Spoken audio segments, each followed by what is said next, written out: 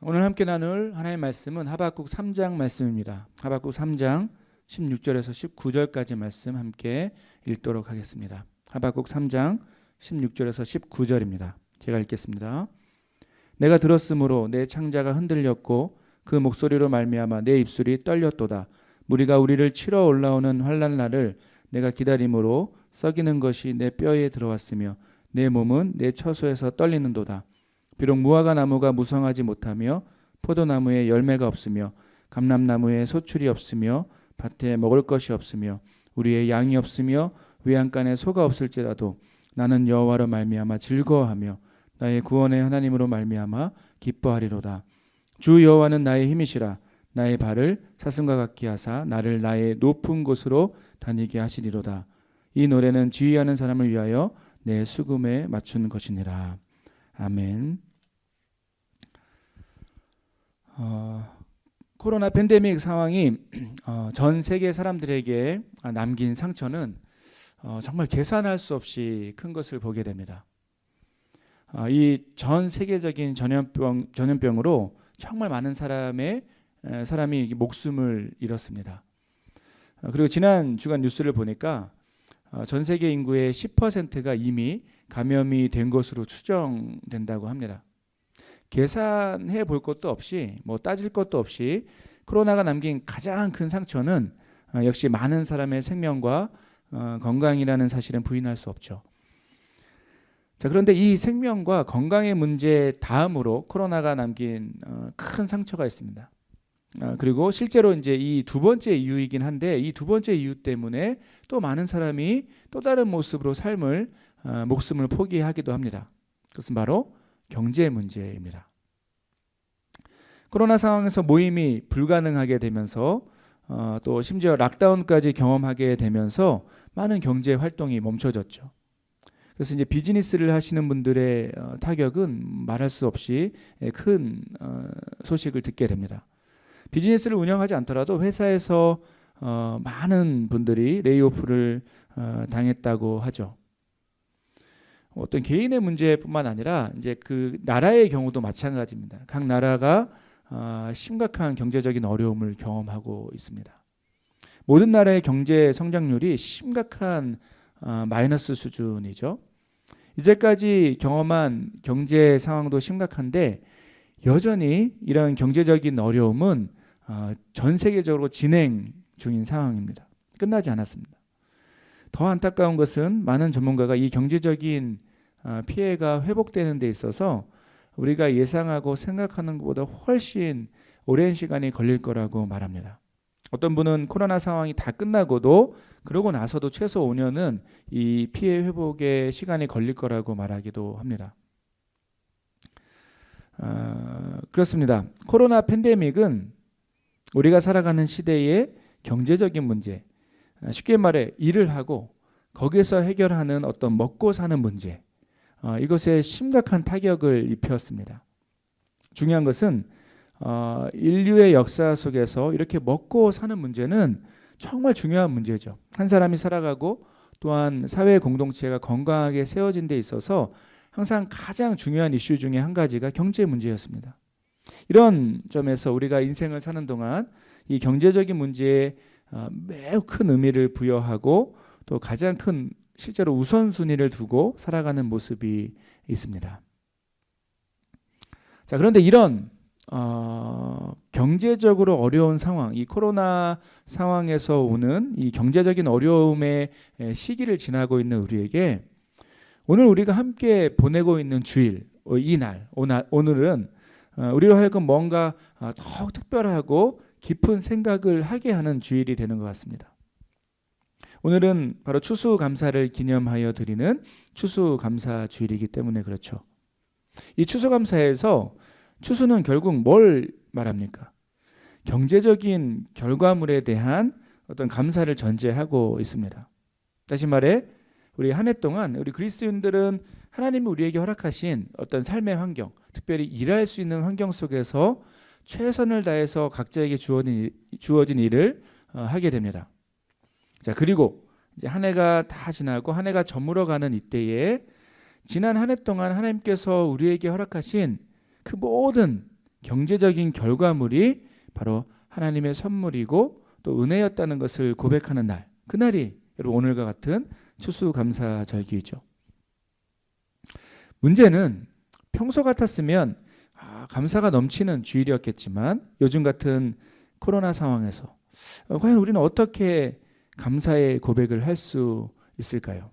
물론 사람마다 다를 수 있지만 대부분의 사람이 이 심각한 경제적인 타격을 입고 실제로 예전보다, 작년보다, 그 이전보다 적은 경제적인 수입을 얻게 되는 이때에, 그리고 전 세계적으로 모든 나라가 마이너스 경제를 기록하는 이때에 과연 우리는 그 적은 결과물들을 갖고 하나님께 어떤 모습으로 감사를 고백할 수 있을까요?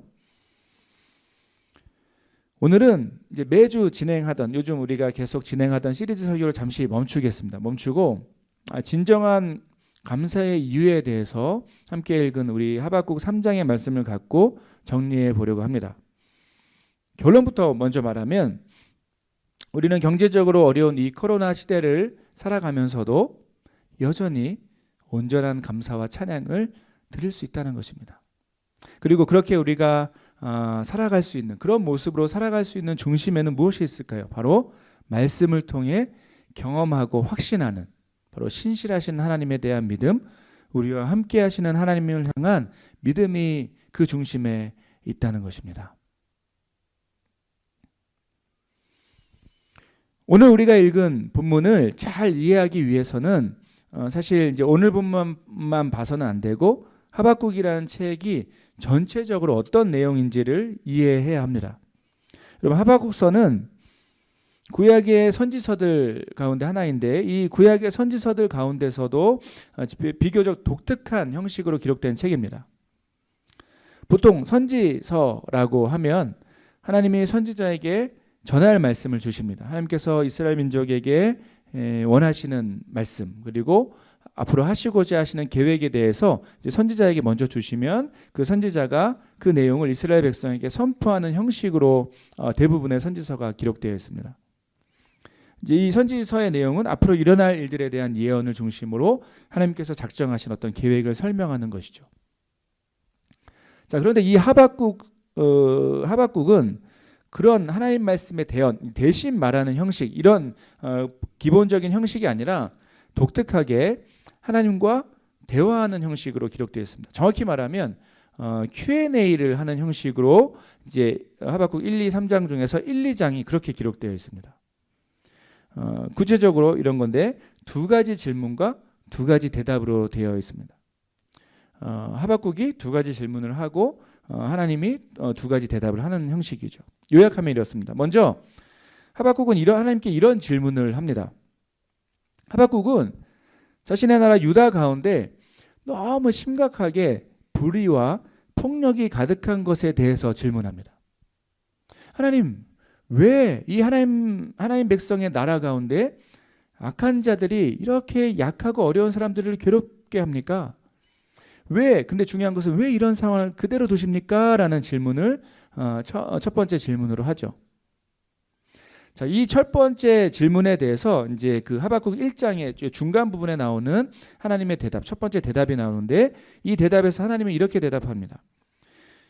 이런 유다의 악한 모습, 불의와 폭력이 가득한 것에 대해서 하나님은 다른 민족, 정확히 말하면 바벨론 민족을 통해서 벌하시겠다, 혼내시겠다라는 계획을 말씀하시죠.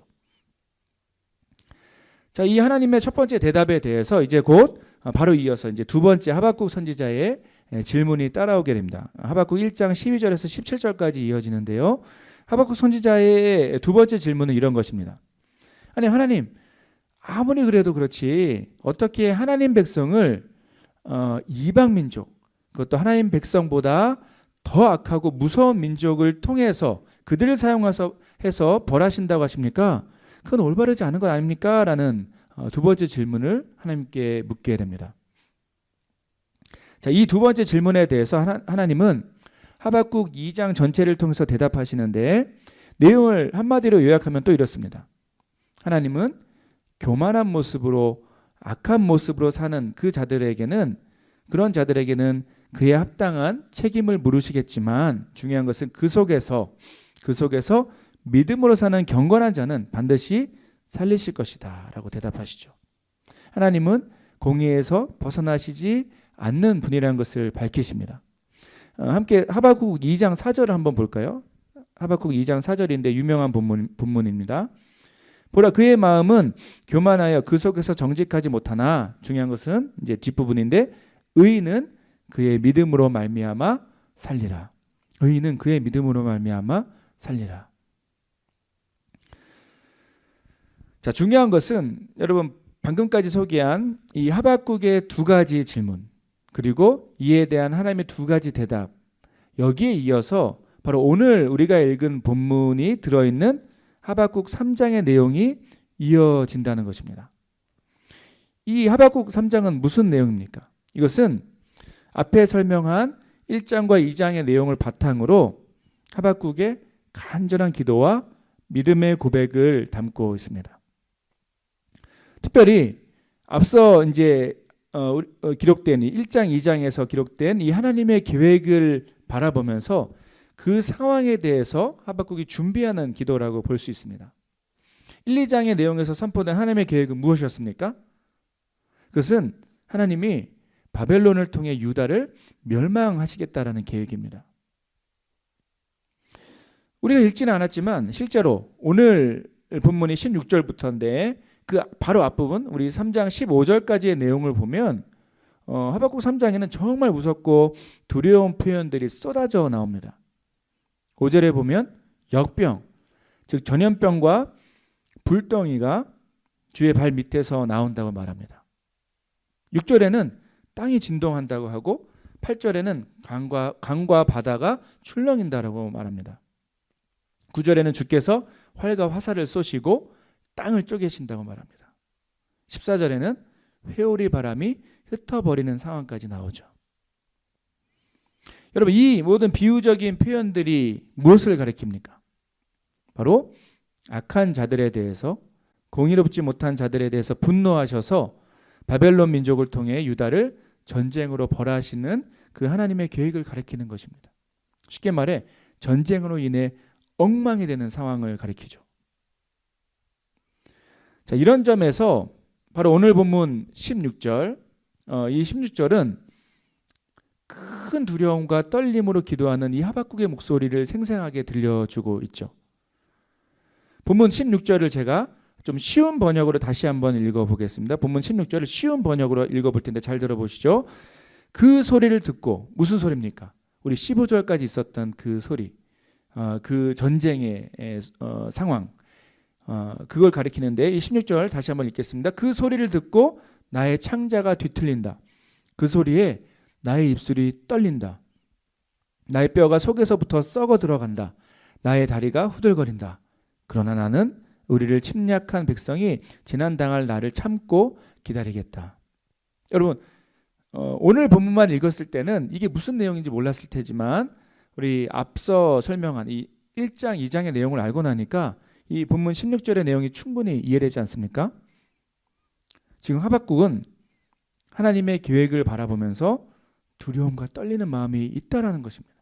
배가 아프고 막 입술이 떨리고 다리가 후들거릴 정도로 앞으로 다가올 그 전쟁의 상황이 심히 걱정되고 가슴 아프다는 것이죠.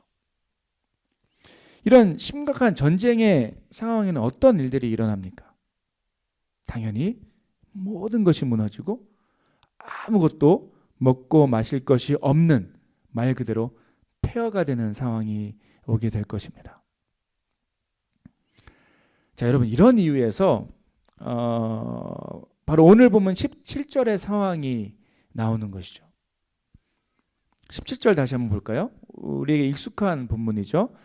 17절 비록 무화과 나무가 무성하지 못하며 포도나무에 열매가 없으며 감람나무에 소출이 없으며 밭에 먹을 것이 없으며 우리의 양이 없으며 외양간에 소가 없을지라도. 여러분 이 구절은 우리가 찬양으로 이제 부르기도 하고 율동도 하고 해서 익숙한 본문이죠. 우리는 이 찬양을 이 말씀으로 되어 있는 찬양을 부를 때 이런 생각을 떠올리죠. 그냥 뭐 부족한 상황, 경제적으로 좀 궁핍함, 어려운 상황을 떠올리기 쉽습니다. 그러나 여러분 하박국 전체의 내용을 보면 이 배경은 이 상황은 단순히 그냥 경제적으로 조금 어려운 정도의 상황이 아니죠. 실제로는 전쟁이 나서 폐허가 된 상황을 가리킵니다. 아무것도 없는 상황을 가리킵니다. 자, 그런데 중요한 것은 이 심각하고 모든 것을 잃게 되는 그 상황 속에서 과연 하박국은 무엇을 결단하고 무엇을 고백하고 있는가입니다. 그 고백이 바로 18절과 19절 앞부분의 고백인데 다시 한번 읽어보겠습니다. 나는 여호와로 말미암아 즐거워하며 나의 구원의 하나님으로 말미암아 기뻐하리로다. 주 여호와는 나의 힘이시라 나의 발을 사슴과 같게 하사 나를 나의 높은 곳으로 다니게 하시리로다. 자, 여러분 정리해서 다시 한번 이해하면 이 고백은 실제로 이런 것입니다. 모든 것이 사라진 상황. 전쟁 이후에 폐허가 되고 정말 먹고 살 방법이 어려워진, 불가능해진 상황. 근데 무엇보다 마치 하나님께 버림받은 것 같은 그런 외롭고 두렵고 소망 없는 상황. 그 속에서 중요한 것은 그럼에도 불구하고 나는 하나님을 바라보고 그분께 소망을 두고 그분을 기뻐하겠다라는 고백이 바로 우리가 방금 읽은 17절, 18절, 19절의 고백이 되는 것이죠. 여러분 대단한 믿음의 고백 아닙니까?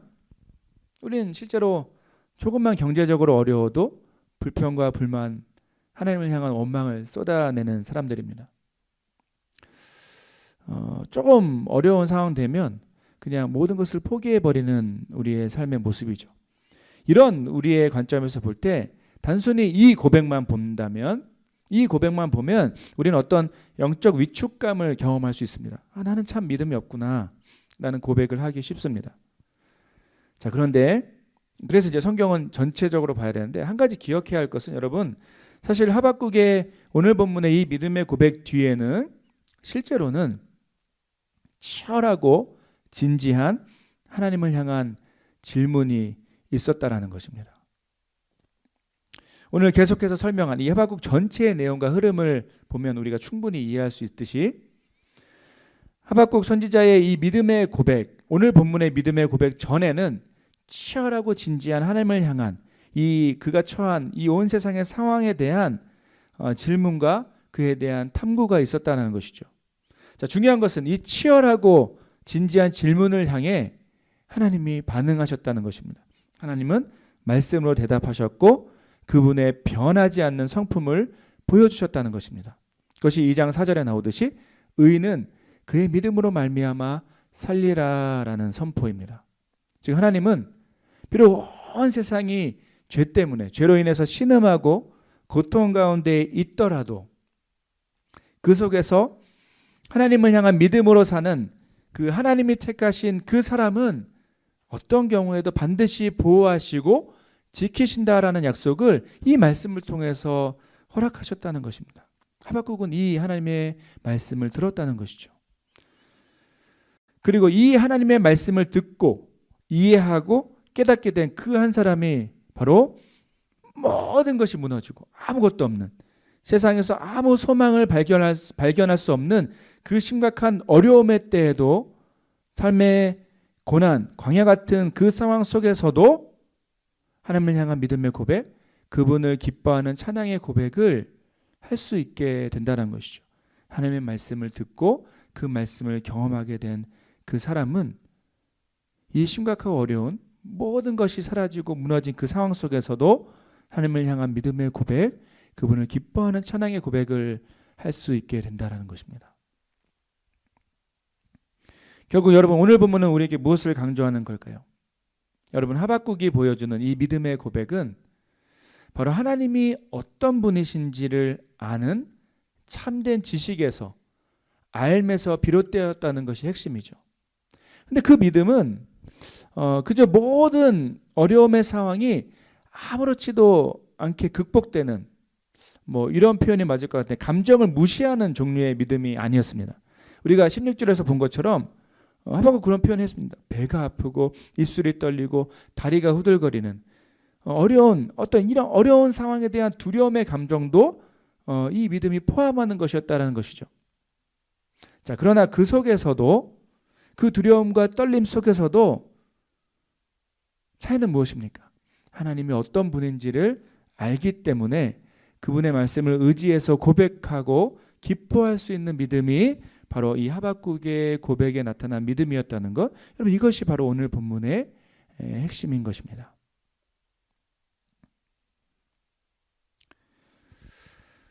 사랑하는 여러분, 설교 처음에 나눈 것처럼 우리는 추수감사주의를 보내고 있습니다.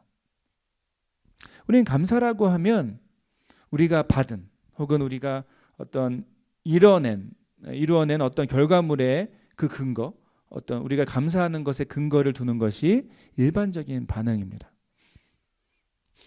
물론 우리는 하나님께서 우리에게 주신 모든 것으로, 우리 손에 들려진 모든 것으로 감사의 고백을 하고 기쁨의 예배를 드릴 수 있어야 합니다. 드려야 합니다. 그런데 이제 어쩌면 우리가 받은 것으로 인해서 감사하고 기쁨의 예배를 드리는 것은 그리스도인들에게 당연하면서도 또 한편으로 쉬운 일이라는 것이죠. 하지만 여러분, 우리가 살아가는 세상은 이미 여러분 경험하고 계시겠지만 사실 그렇게 호락호락하지가 않습니다. 또 세상을 살아가는 것이 참 어렵고 고통스러운 이유는 무엇입니까? 그것은 이 세상에 여전히 불의가 가득하고 하나님의 질서가 무시되고 또 교만하고 강팍한 사람들이 늘 연약하고 부족한 사람들을 괴롭히기 때문이죠. 바로 죄의 문제이죠. 죄 때문에 이 세상을 살아가는 것 자체가 괴롭고 힘든 일입니다. 그냥 이 세상 자체가 그냥 살아가는 것 자체가 어려운 상황인데 중간중간 우리는 다 이해하고 해석할 수 없는 지금 우리가 경험하는 코로나 상황 같은 이 역사적이고 전 세계적인 어려움을 경험하기도 합니다. 이런 어떤 재난의 상황, 이 어려움의 상황들은 실제로 이 타락한 세상 속에서 주기적으로 반복되고 다양한 변화하는 모습으로 우리에게 다가오죠. 사람들에게 다가옵니다. 세상에 다가오죠. 그러면서 마치 이 세상이 이 죄의 형벌 가운데 있다는 것을 확인시켜 주는 것 같은 느낌입니다. 이런 세상과 역사 속에서 이제 살아가고 있는 우리들은 늘 이 죄의 결과에서 비롯된 고통과 절망을 마주하고 있다는 사실, 여러분, 이것은 세월이 지나도 변함없는 사실이죠. 진리이죠. 그리고 중요한 것은 이 인간의 현실 가운데 이 인간의 현실은 그리스도인들이 이 상황에서 제외되지 않는다라는 것입니다. 다시 말하면 그리스도인들 역시 이 세상의 깨어짐과 죄의 고통을 실제로 마주하고 살아가고 있다라는 말이죠.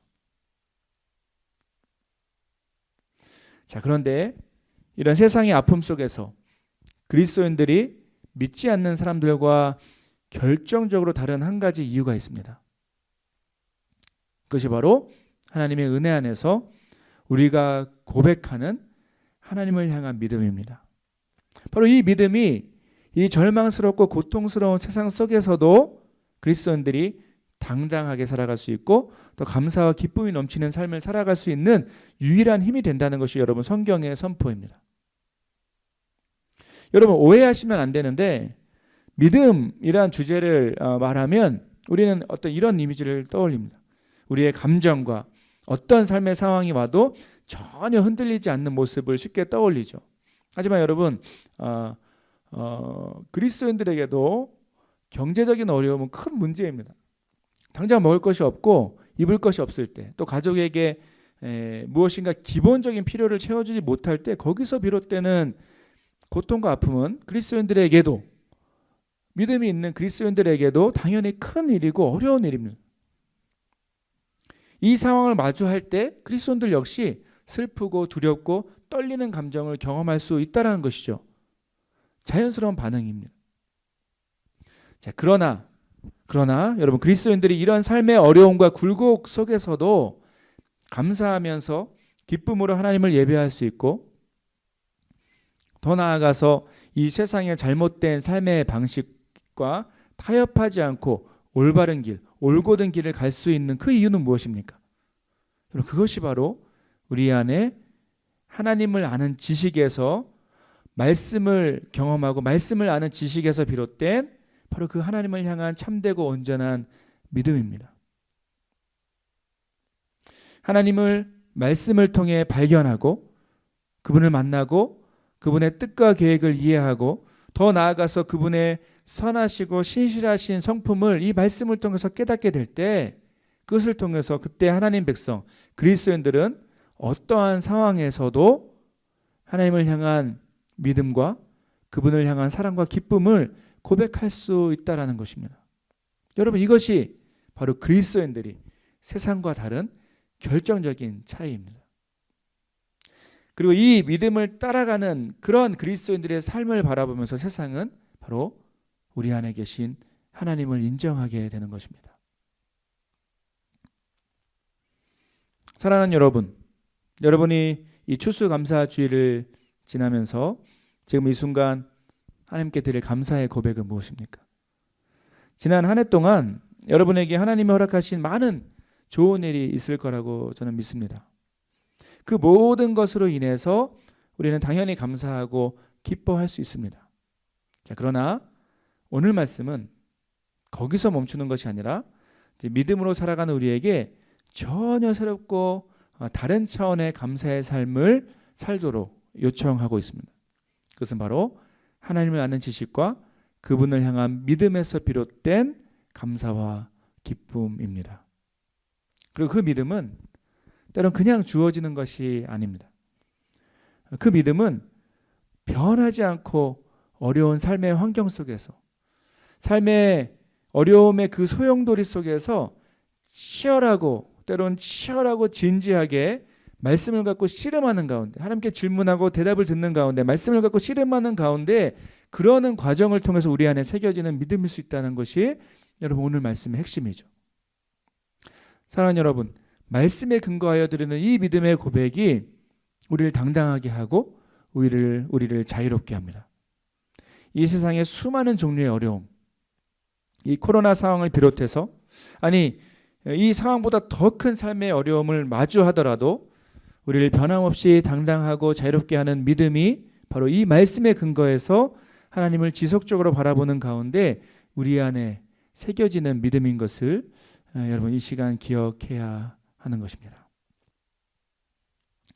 말씀을 맺겠습니다. 여러분, 우리의 감사는, 또는 우리의 믿음의 근거는 우리 손에 들려진 그 어떤 것에 가장 중요한 핵심이 있지 않습니다. 만약 우리가 하나님을 소유한다면, 그렇다면 그 믿음 때문에 우리 안에 감사와 기쁨이 충만하게 될 것입니다. 2020년 우리는 참 어려운 삶의 굴곡을 지나왔고 지금도 지나고 있습니다. 하지만 이 속에서도 우리가 감사할 수 있는 것은, 변함없이 감사할 수 있는 것은 바로 우리 안에 하나님이 살아 역사하시고 또한 그분을 향한 우리의 참된 믿음이 있기 때문일 것입니다. 이 시간 여러분 이 믿음을 따라 살기로 결단하는 저와 여러분이 되길 바랍니다. 이 믿음을 따라 우리에게 이미 주신 것들로 만족하고 또 감사하면서 기뻐하는 우리가 되길 소원합니다. 여러분, 그런 우리를 통해 하나님은 소망을 잃어가고 절망 가운데 빠져있는 세상 속에 그분의 선하심, 그분의 특별하심을 나타내실 것입니다. 우리 함께 찬양하고 기도하고 말씀을 마치도록 하겠습니다.